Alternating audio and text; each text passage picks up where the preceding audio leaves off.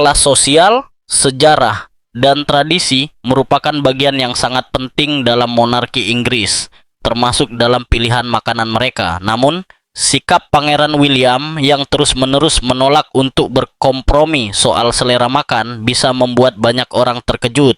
Sang pewaris tahta selalu menyusun menu makannya dengan cara yang sangat berbeda dari apa yang kebanyakan orang anggap sebagai kenikmatan kuliner. Bagi dirinya, makan bukan sekadar kebutuhan untuk bertahan hidup, melainkan bagian penting dari identitas pribadinya. Lalu, makanan apa saja yang sebenarnya dihindari oleh calon raja ini? Apa yang membuatnya menolak hidangan-hidangan tertentu? Mari kita bahas alasan Pangeran William enggan menyantap beberapa kuliner kerajaan. Kerang dan makanan laut bercangkang, risiko kerajaan yang terus menjadi perbincangan di istana.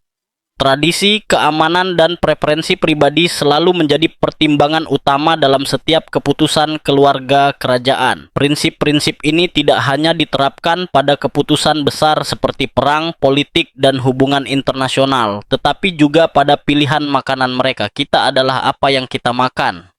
Keluarga kerajaan diketahui memiliki ketidaksukaan terhadap beberapa jenis makanan laut, terutama kerang. Sumber di dalam istana menyebutkan bahwa jamuan makan di istana Buckingham seringkali disesuaikan dengan selera kerajaan, khususnya Pangeran William. Bagi sebagian orang hal ini mungkin mengejutkan, sementara bagi yang lain terasa wajar, karena keluarga kerajaan sangat berhati-hati terhadap apa yang mereka konsumsi. Meski banyak alasan dikemukakan oleh para pakar kerajaan dan sumber dekat istana, risiko keracunan makanan kerap menjadi alasan utama di balik kehati-hatian ekstra dalam pengolahan makanan. Sebagai gambaran, makanan laut, terutama kerang, sangat mudah terkontaminasi, sehingga menimbulkan kekhawatiran besar bagi ahli gizi kerajaan. Penolakan terhadap kerang bukanlah hal baru dalam monarki modern. Kebiasaan ini sudah ada jauh sebelum era lemari pendingin dan bahan pengawet. Bahkan diyakini berakar sejak masa Istana Tudor.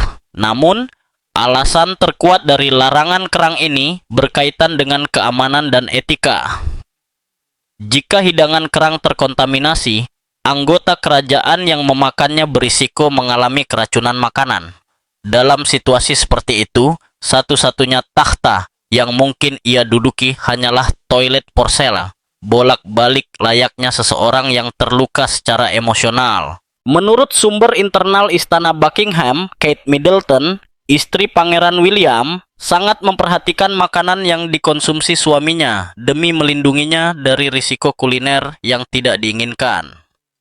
Meskipun ketidaksukaan sang pangeran terhadap hidangan mewah ini sejalan dengan tradisi kerajaan yang telah lama melarang konsumsi kerang, terutama saat menjalankan tugas kenegaraan, media tabloid tetap sulit memahami perbedaan selera dalam keluarga Windsor. Namun, jika keputusan William terkait kerang sudah terasa berlebihan, bagaimana dengan sikapnya terhadap sup berbahan dasar tomat?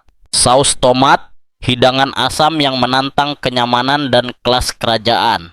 Berbicara tentang makanan lintas benua yang menggugah indera, sup tomat menempati posisi istimewa di antara hidangan paling populer di dunia.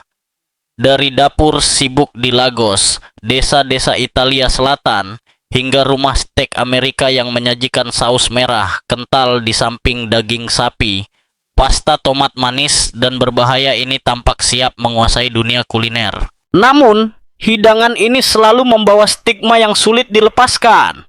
Biaya pembuatannya yang sangat murah membuatnya dijual dengan harga rendah. Keterkaitannya dengan pasar Afrika dan Eropa Timur menjadikannya sulit diterima sebagai sajian jamuan paling bergengsi atau untuk menghiasi meja makan kalangan elit. Tapi, adakah yang lebih bergengsi daripada keluarga kerajaan Inggris? Menurut orang dalam, pasta tomat merah kental ini dipandang bukan sekadar makanan kelas menengah. Salah satu alasan utama hidangan ini dilarang dari meja kerajaan adalah sifatnya yang tidak dapat diprediksi.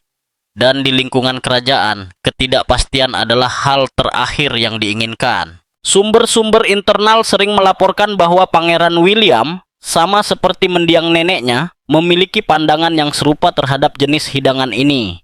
Meski ia jarang atau bahkan hampir tidak pernah mengomentari soal rasanya, para orang dalam menyebutkan bahwa ia kerap menyoroti satu kelemahan utama dari makanan tersebut. Sensasi kental yang menyelimuti lidah biasanya disantap menggunakan sendok yang setengah cekung, cukup besar untuk memenuhi mulut dan meninggalkan kesan yang bertahan lama, suapan demi suapan. Namun, warna merah pekat dan campuran minyak di dalamnya bisa mengubah getaran kecil pada tangan menjadi bencana gaya. Bayangkan sejenak jika cairan itu meluncur dari sendok dan langsung menodai pakaian kerajaan sang pangeran. Tidak ada yang lebih merusak kesan kelas dan wibawa selain noda minyak bercampur tomat yang membandel di kerah jas. Situasinya menjadi semakin buruk karena pakaian kerajaan jelas bukan jenis busana yang ramah terhadap mesin cuci. Lalu apa yang terjadi selanjutnya? Meski kekhawatiran ini sering dianggap sebagai masalah sepele khas kalangan elit, secara logis hal tersebut tidak bisa diabaikan begitu saja. Inilah yang membuat penolakan Pangeran William terhadap hidangan ini terasa semakin masuk akal. Namun bagaimana sikapnya terhadap bahan makanan seperti bawang putih dan bawang bombay? Bawang putih dan aroma tajam, musuh tak terlihat dalam etika kerajaan. Menjadi anggota kerajaan bukan hanya soal mengenakan mahkota dan tersenyum cerah saat upacara Trooping the Color. Kelas, keanggunan, dan citra publik merupakan bagian tak terpisahkan dari status kerajaan, dan semuanya harus dijaga dengan cermat. Sumber-sumber istana sering menyebut bahwa Pangeran William sangat memperhatikan aroma tubuhnya. Wewangian memiliki kekuatan sebagai pesan tak kasat mata yang mampu membangkitkan emosi, termasuk rasa hormat. Orang-orang terdekat Pangeran Wales mengungkapkan kecintaannya pada parfum Penhaligon's Blenheim Bouquet. Aroma yang memadukan jeruk dan lavender secara elegan, diperdalam dengan sentuhan lada dan pinus, membuatnya selalu tampil wangi seanggun penampilannya. Karena itu, tidak mengherankan jika sumber di dalam istana Kensington kerap menyebut keputusannya untuk menghindari makanan yang kaya bawang putih atau aroma tajam lainnya. Aroma seringkali langsung mengumumkan kehadiran seseorang. Bayangkan, Pangeran Wales dikelilingi bau bawang putih setelah jamuan kerajaan. Sebagai anggota kerajaan yang aktif bekerja, jadwalnya padat, berdiskusi panjang, memimpin pertemuan, berjabat tangan, bahkan sesekali berpelukan. Oleh sebab itu, napas segar adalah keharusan mutlak. Apakah mengonsumsi bawang putih secara berlebihan akan mendukung pertemuan-pertemuan penting tersebut? Jawabannya hampir pasti tidak, bahkan mendekati mustahil. Namun, Pangeran William bukan satu-satunya anggota kerajaan yang menghindari bahan-bahan beraroma tajam seperti bawang putih dan bawang bombay. Hampir seluruh keluarga kerajaan memiliki pandangan yang sama. Jika aroma tajam dianggap bermasalah bagi indera penciuman, lalu bagaimana dengan foie gras yang dikenal sebagai simbol keanggunan? Foie gras ketika etika William mengalahkan kemewahan. Salah satu kekuatan terbesar keluarga kerajaan adalah kekayaan, kemewahan, dan gaya hidup serba berlimpah. Kemewahan tentu membawa banyak keuntungan, terutama ketika seseorang merasa mampu memiliki apapun yang bisa dibeli dengan uang. Segala bentuk kekuasaan dan kemewahan seolah berada dalam genggaman. Namun, ada kalanya kemewahan justru berbenturan dengan nilai-nilai etika, dan di titik itulah kemewahan tidak selalu menang. Benturan ini menciptakan efek berantai yang bahkan memaksa orang paling istimewa di dunia sekalipun untuk berhenti sejenak dan berpikir ulang. Inilah dilema yang dihadapi Pangeran William. Jika hak istimewa memiliki tingkatan, mungkin dialah yang berada di puncaknya. Namun memiliki deretan koki siap memasak apapun hanya dengan satu isyarat tangan, ternyata tidak cukup menggoda untuk membuatnya menikmati hidangan paling mewah sekalipun, terutama ketika hal itu bertentangan dengan nilai etika yang ia pegang teguh. Pangeran William dikenal sering berada di garis depan dalam perjuangan melawan kekejaman terhadap hewan. Mengonsumsi foie gras justru dianggapnya bertolak belakang dengan prinsip tersebut. Lalu, apa sebenarnya foie gras itu? Foie gras adalah hati bebek atau angsa yang dipaksa membesar lalu dimasak hingga dianggap sempurna. Sekilas terdengar tidak berbahaya, tetapi proses pembuatannya telah lama menuai kritik dari para pecinta hewan. Sebagai gambaran, hati tersebut diperoleh dengan cara memberi makan bebek atau angsa secara paksa menggunakan jagung dan lemak dalam jumlah besar agar hati mereka membesar secara tidak alami. Setelah itu, hewan-hewan tersebut disembelih dan dibedah, sebagian besar hanya untuk mengambil hati yang telah dipaksa membesar, yang kemudian dijual dengan harga sangat mahal dan biasanya hanya tersedia di restoran kelas atas. Mungkin hidangan ini pantas untuk seorang raja, atau dalam kasus William, seorang pangeran. Namun, etika pribadinya menjadi batas tegas yang tidak ingin ia lewati. Penolakan terhadap foie gras bukan sekadar pilihan pribadi. Sumber dekat Pangeran Wales menyebutkan bahwa larangan foie gras merupakan aturan jelas di rumahnya di Kensington. Ini menjadi bagian dari upaya menyeimbangkan antara kemewahan dan nilai moral, sekaligus mengajarkan kepada anak-anaknya makna tanggung jawab serta batasan yang tidak boleh dilanggar hanya karena mereka hidup dalam privilege. Bukan hanya Pangeran William yang berpandangan demikian. Kabarnya, ayahnya, Raja Charles, juga memilih untuk tidak mengonsumsi foie gras karena merasa tidak nyaman dengan proses pembuatannya. Menurut sumber istana, semakin banyaknya pantangan kerajaan ini membuat foie gras semakin tersingkir dari menu resmi, baik di Istana Buckingham, Kensington, maupun dalam jamuan kenegaraan lainnya. Namun, seperti halnya foie gras, tidak semua hidangan mewah cocok dengan selera sang pewaris takhta. Lalu, bagaimana sikapnya terhadap ikan mentah dan sushi? Ikan mentah dan sushi, tren modern yang berhadapan dengan kehati-hatian tradisional. Dalam keluarga seperti Windsor, di mana kelahiran berarti tanggung jawab, aturan-aturan lama tetap dijunjung tinggi. Mulai dari sopan santun di meja makan, cara mengunyah, hingga apa dan kapan seseorang boleh makan. Meskipun kehidupan kerajaan memberi kesan kebebasan dan kontrol, preferensi pribadi seringkali harus dikorbankan demi tradisi. Baik dalam memilih sekolah maupun menentukan menu makanan, tuntutan mahkota hampir selalu menjadi penentu utama. Hal ini juga berlaku bagi Pangeran William dalam keputusannya terkait sushi dan ikan mentah. Secara historis, sushi merupakan hidangan khas Jepang yang terdiri dari nasi berbumbu cuka, gula, dan garam, disajikan bersama makanan laut atau daging mentah. Seiring globalisasi dan perpindahan penduduk Jepang ke berbagai negara, sushi menjadi makanan populer yang bahkan merambah pasar makanan cepat saji di seluruh dunia. Namun, tidak semua hidangan global dianggap layak untuk disajikan di meja raja dan pangeran, terutama dalam lingkungan istana Inggris yang sangat menjunjung kehati-hatian. Menurut seorang sumber istana, Pangeran William adalah sosok yang sangat patuh pada aturan dan akan mempertahankannya apapun risikonya. Staf dapur kerajaan mengungkapkan bahwa ia dengan tegas melarang para koki untuk mempertimbangkan, apalagi menyajikan, makanan mentah. Meski sushi tidak sepenuhnya mentah karena nasi telah diproses, risiko keracunan makanan tetap dianggap tinggi.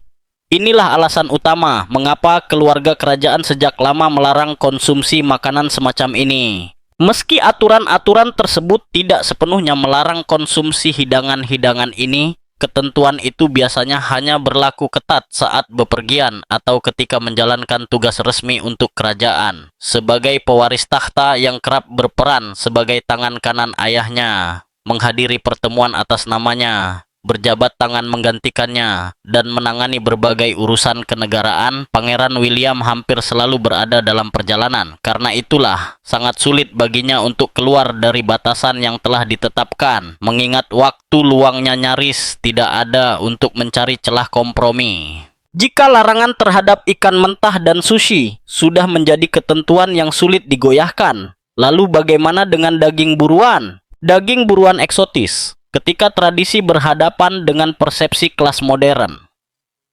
Kehidupan kerajaan dan status sosial memang membawa sejumlah keistimewaan, termasuk kemampuan untuk sedikit melonggarkan aturan tanpa melampaui batas. Namun di era media modern, setiap langkah bisa menjadi ranjau hubungan masyarakat. Satu kesalahan kecil saja dapat menghancurkan reputasi menjadi serpihan-serpihan yang sulit disatukan kembali. Berbicara tentang citra, sang pewaris takhta secara konsisten berupaya menjaga dan memperindah wajah keluarga kerajaan. Hal ini terlihat dari keputusannya untuk tidak menanggapi klaim sang adik dalam memoar kontroversial spare, hingga komitmennya memperjuangkan hak-hak hewan dan membatasi aktivitas berburu. Meski demikian, tekanan berat sebagai anggota kerajaan terkadang menuntut cara untuk melepas penat. Sejak masa lampau, jauh sebelum era Istana Tudor, para raja dan pangeran dikenal berburu di hutan-hutan khusus dengan senapan dan kuda, memanfaatkan hak istimewa kerajaan yang membebaskan mereka dari larangan.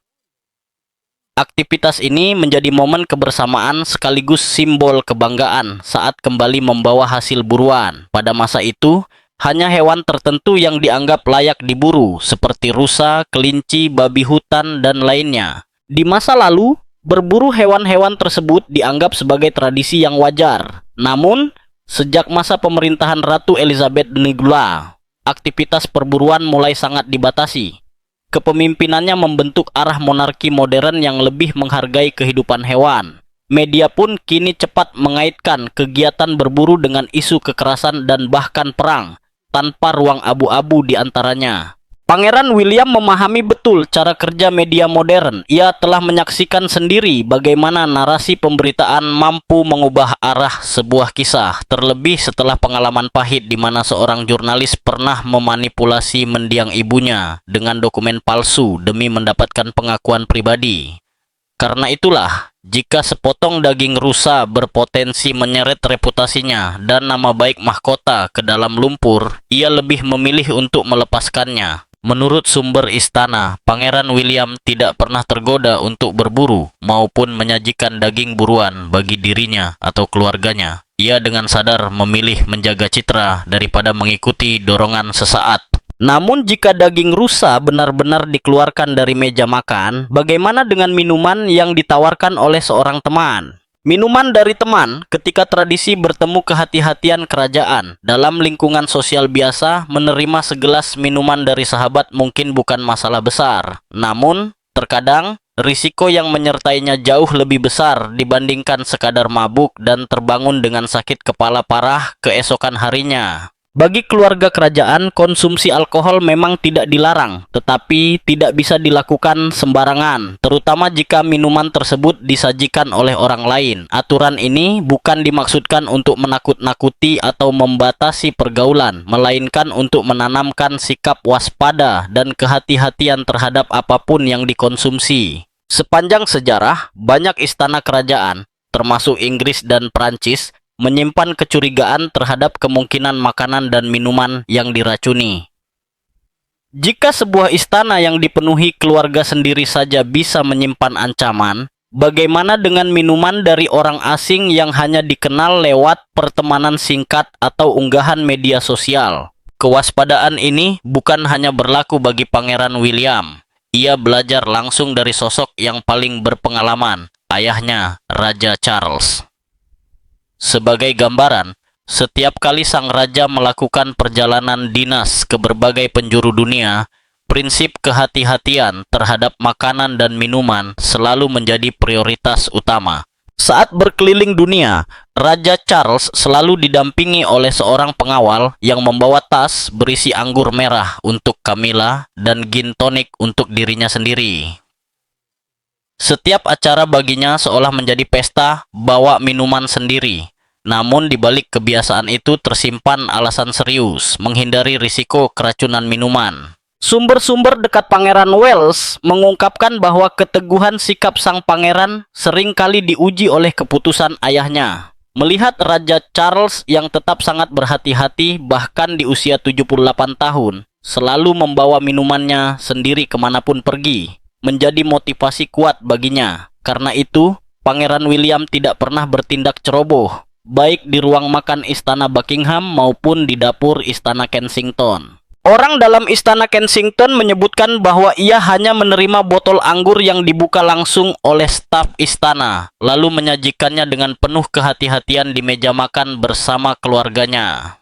Sikap ini bukan berarti ia tidak percaya pada para pelayan, melainkan sebagai teladan, mengajarkan kepada anak-anaknya prinsip kehati-hatian yang sama seperti yang dulu diajarkan kepadanya sebagai bagian dari nilai-nilai mahkota. Minuman berkafein tinggi, pilihan kerajaan untuk tetap berpikiran jernih. Kafein dikenal sebagai ramuan ajaib paling adiktif di dunia, digunakan oleh banyak orang untuk bertahan menjalani hari.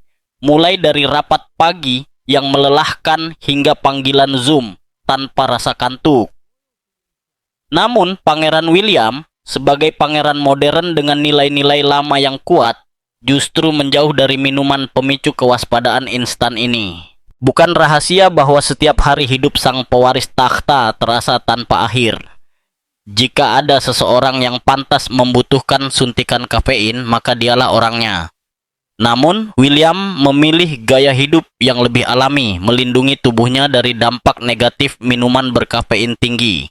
Menurut pemahamannya, memulai hari dengan dosis kafein besar bukanlah kebiasaan yang berkelanjutan. Ketika seseorang yang telah lama bergantung pada kafein tiba-tiba berhenti, tubuh akan bereaksi keras. Gejala putus zat seperti gemetar, kegelisahan, dan tremor tangan pun muncul. Bagi Pangeran William, semua risiko itu tidak sebanding dengan manfaatnya. Karena itulah, ia menolak semua minuman berkafein dan lebih memilih teh. Tradisi minum teh yang berasal dari Asia, khususnya Tiongkok dan Jepang, telah masuk ke Inggris sejak abad ke-17 dan kemudian menjadi bagian penting dalam budaya istana. Konon, para samurai pada era shogun mengembangkan seni meracik teh hingga membentuk sebuah tradisi yang menyatukan berbagai kalangan masyarakat. Teh memiliki semua unsur yang membuatnya cocok bagi keluarga kerajaan, mewah, syarat sejarah, dan tidak terlalu adiktif. Minuman ini dianggap sebagai simbol keseimbangan. Hampir tanpa ketergantungan, ritual minum teh diyakini membantu seseorang mencapai ketenangan batin, menemukan zen yang diperlukan untuk menghadapi hari, termasuk badai konflik internal keluarga kerajaan dan keputusan-keputusan sulit demi menjaga reputasi monarki. Menurut sumber dekat sang pangeran, penolakannya terhadap kafein cukup kuat untuk menetapkan standar di Istana Buckingham, memastikan bahwa teh menjadi satu-satunya minuman yang selalu disajikan untuknya. Jika ketenangan batin begitu penting baginya, lalu bagaimana dengan konsumsi karbohidrat, khususnya pasta bertepung? Pasta bertepung, kenyamanan kasual yang dianggap tak selaras dengan etiket kerajaan. Dalam tradisi istana, makanan bertepung sering dianggap terlalu liar di atas piring. Bayangkan menyantap sepiring spaghetti krim dengan saus yang mudah terciprat ke meja dan bibir. Terkesan menyenangkan, bukan? Namun justru itulah masalahnya di Istana Buckingham. Menyeruput pasta hingga sausnya terciprat bukanlah perilaku yang dapat diterima, bahkan untuk anak-anak berusia 2 tahun sekalipun. Tata krama dan kelas menjadi aturan utama, dengan ruang yang sangat kecil untuk bersikap kekanak-kanakan. Mantan koki Istana Buckingham, Darren McGrady, pernah mengungkapkan bahwa ia diminta memastikan semua hidangan benar-benar sehat. Artinya, makanan yang disajikan harus sebagian besar rendah atau bahkan bebas dari kandungan pati dan karbohidrat berat. Pada masa itu, sang koki lebih sering menyiapkan hidangan untuk nenek Pangeran William ketika beliau makan seorang diri. Namun sumber-sumber dekat Istana Buckingham meyakini bahwa sang pangeran kerap menemani neneknya saat makan, belajar langsung darinya tentang arti menjadi seorang pemimpin, dan seringkali kalah darinya saat bermain catur.